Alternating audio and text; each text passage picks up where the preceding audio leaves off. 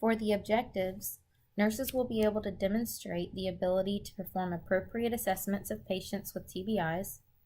They'll be able to verbalize understanding of the nursing management that takes place in care for a TBI patient and list 3 facts about ways to improve outcomes in patients with TBIs.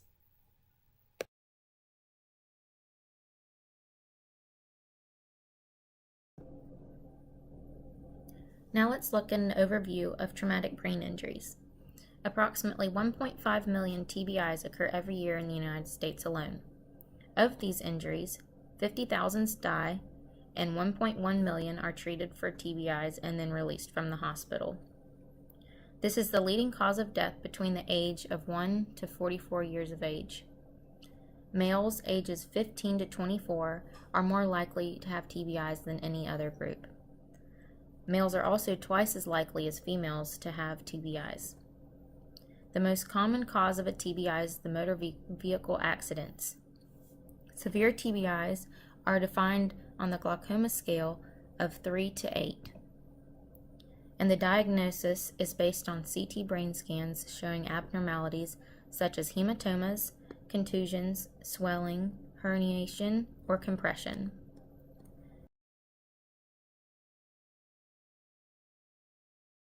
Now let's turn to nursing management for TBIs. Some of the tasks that nurses can perform include maintaining adequate brain tissue oxygenation, maintaining arterial CO2 levels, monitoring for hypoventilation, assisting in secretion removal, and elevating the head of the bed 30 to 45 degrees.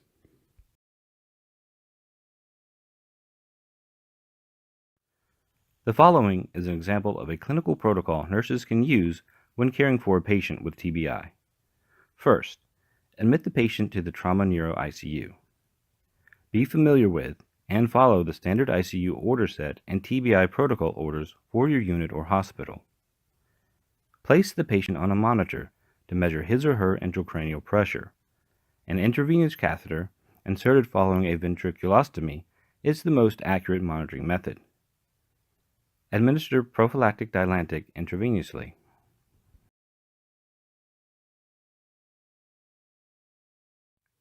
Additional protocol measures include intubating and mechanically ventilating the patient. Target PCO2 values are approximately 35. Prophylactic hyperventilation is discouraged. Place arterial line and pulmonary artery catheter. Optimize head position for lowest intracranial pressure values. Aggressively maintain normothermia. Use analgesia sedation as needed.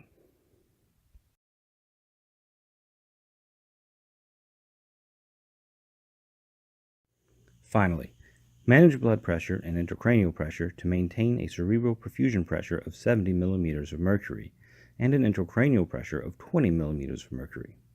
If these values are not met, provide the following steps sequentially. Drain the ventriculostomy. Increase analgesics and sedation. Infuse crystalloid to ensure intravascular volume is adequate. Administer neuromuscular blocking agent. Infuse mannitol as an intravenous bolus at 0.5 to 1 milligram per kilogram and monitor serum osmolarity. This step can be repeated every 4 to 6 hours if osmolarity is less than 320. Nurses or the nursing staff should contact trauma and/or neurosurgery services if abnormal values persist or there is a major change in the patient's status.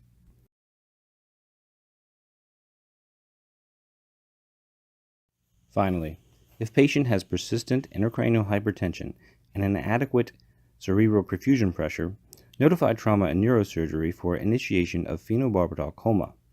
Consult neurology for dosing and continuous bedside EEG monitoring for burst suppression.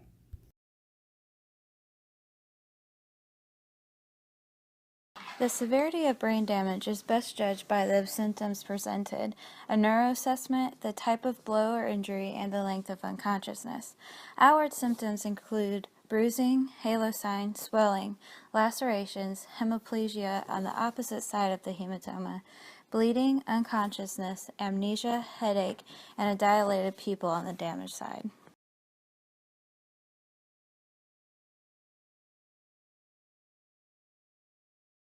Here you see the characteristic bruising of a patient with TBI.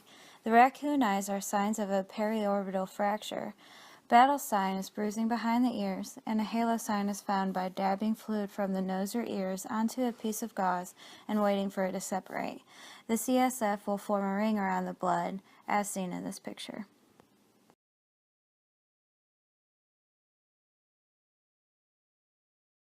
For the first 24 hours after a TBI, you will awaken the patient every 2 hours to make sure they are easily aroused.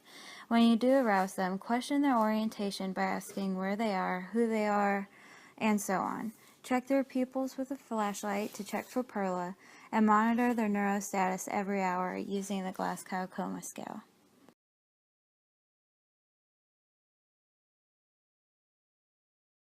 To assess decreased level of consciousness in your patient, there are 6 characteristics you may note from their neuroassessment. Of course, the patients who are obtunded or stuporous are much more harder to arouse than those who are confused or lethargic.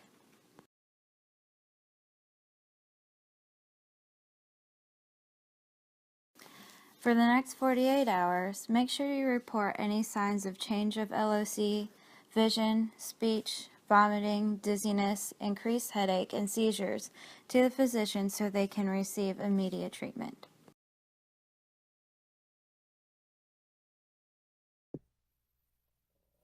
In 2016, the Brain Trauma Foundation published the 4th edition of the Guidelines for Management of Severe Traumatic Brain Injury. This guideline addresses treatment interventions, monitoring, and treatment thresholds that are specific to TBIs. The purpose of the guideline is to be used by others to develop treatment protocols and provide current evidence.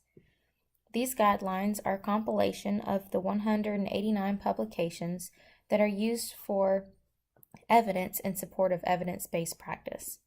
The guideline serves as both a systematic review and a synthesis of evidence, as well as a source of recommendations.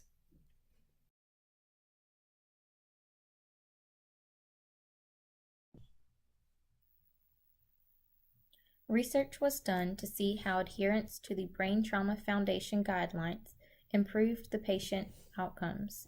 Adherence to protocols based on the BTF guidelines has shown to significantly decrease the length of patient stay for TBI patients that lived past the first 48 hours. It was also shown that following these guidelines decreased mortality and improved patient outcomes. It also reduced the financial resources used in the acute phase of the TBI treatment.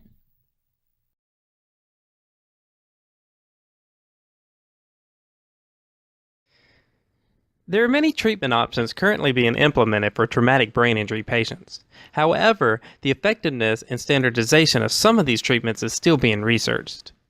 Ventilation therapies are commonplace for traumatic brain injury patients, and positive outcomes are seen. Patients with severe traumatic brain injuries require airway protection as they are at risk for pulmonary aspiration or compromised respiratory drive and function. Normoventilation is the goal for traumatic brain injury patients, and it prevents cerebral ischemia and cerebral infarction.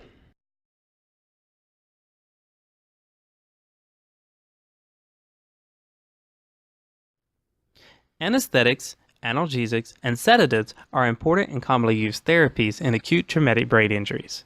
They are used in prophylactic control of intracranial hypertension and seizures. While steroids have become a commonplace treatment for severe traumatic brain injuries, evidence shows little benefit for traumatic brain injury patients. In essence, they have no effect on patient outcome, good or bad. Proper nutrition is important in all patients, and traumatic brain injury patients are no different. Severe traumatic brain injuries are associated with increased energy expenditure early after injury. As with all patients, infection prophylactic treatment includes reduction of hospital-acquired infections. Severe traumatic brain injuries increase susceptibility to infection due to the need for mechanical ventilation. Traumatic brain injury patients are at a severe risk for developing venous thromboembolisms due to increased coagulation. DVTs can result in potentially fatal pulmonary embolisms. Acute symptomatic seizures may occur as a result of traumatic brain injuries. Administration of anticonvulsants following traumatic brain injury is used to reduce seizures.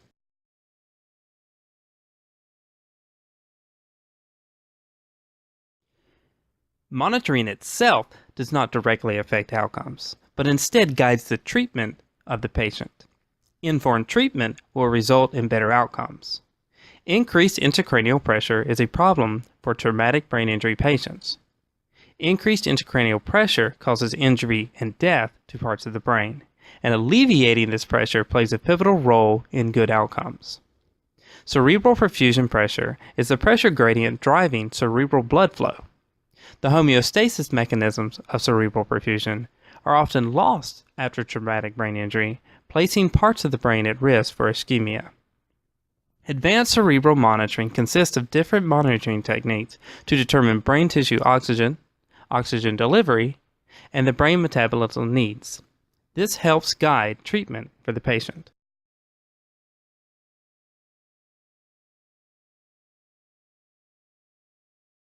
When monitoring your patient, it is important to know the blood pressure, intracranial pressure, and cerebral perfusion pressure thresholds. For blood pressure, you want to maintain a systolic less than 100. However, it has been found that less than 110 may also improve outcomes in certain age groups. The ICP must be within a range of 0 to 10. Anything above 20 must be treated immediately to reduce the chance of mortality. And a target CPP should be between 60 and 70. It's recommended to avoid treating a CPP above 70 with fluids and pressors due to the high risk of respiratory failure.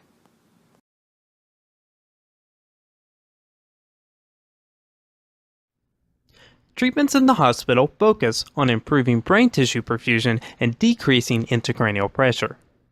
After discharge, therapy focuses on reversing the complications of the traumatic brain injury.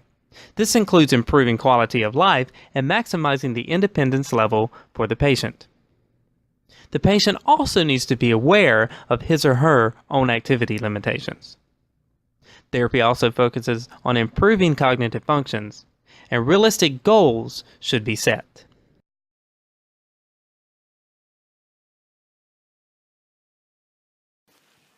Comorbid conditions related to TBIs include depression, PTSD, substance abuse, fatigue, chronic pain, and sleep disturbances.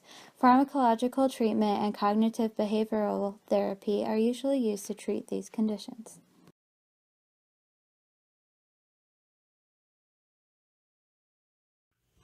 Patient education while admitted to the hospital. Do not allow patient to blow nose due to possible increase in intracranial pressure.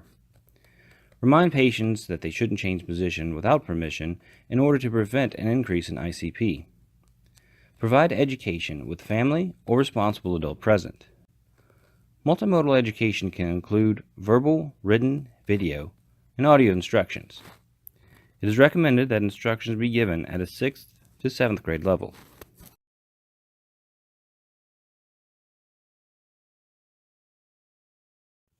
Patient education upon discharge from the hospital. Follow treatment recommendations to aid recovery. Get plenty of sleep at night and rest during the day. Avoid physically demanding activities or those requiring extensive concentration. Avoid activities such as contact or recreational sports. Patients should ask their healthcare provider when to resume activities such as driving, bike riding, and operating heavy machinery. Avoid airplane travel initially, as it may worsen symptoms.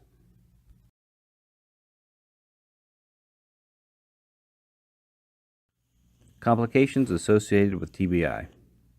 Increased intracranial pressure. The pressure inside the brain can increase to dangerous levels and can sometimes become life-threatening. Careful monitoring and medications can help prevent and treat high pressure. Edema. Edema is swelling that occurs when the brain contains more fluid than normal. Due to its location within the skull, the brain has limited room to expand. Excessive pressure that builds due to edema can prevent adequate blood flow to the brain and can damage brain cells. Hydrocephalus. Also known as water on the brain, hydrocephalus happens when cerebrospinal fluid collects in the ventricles. This condition may occur during the initial period after TBI or develop within a year. If hydrocephalus is severe, doctors may place a shunt in the brain, which will help drain the extra fluid from the brain to other parts of the body. Low blood pressure. Blood carries needed oxygen to the brain and other parts of the body. So, if blood pressure is too low, adequate oxygen will not be carried to the brain. Fever. The brain controls thermoregulation of the body. If the centers that control the body's temperature regulation are damaged, a fever may ensue. High fevers due to TBI are most common during the first hours or days after the injury. Pneumonia. Patients with TBI have been shown to have a higher risk of getting pneumonia. Brain infections. Infection may occur on the outside of the dura, below the dura, in the membrane surrounding the brain, or within the brain itself. Depressed skull fractures or penetrating brain injuries associated with TBIs can lead to brain infections.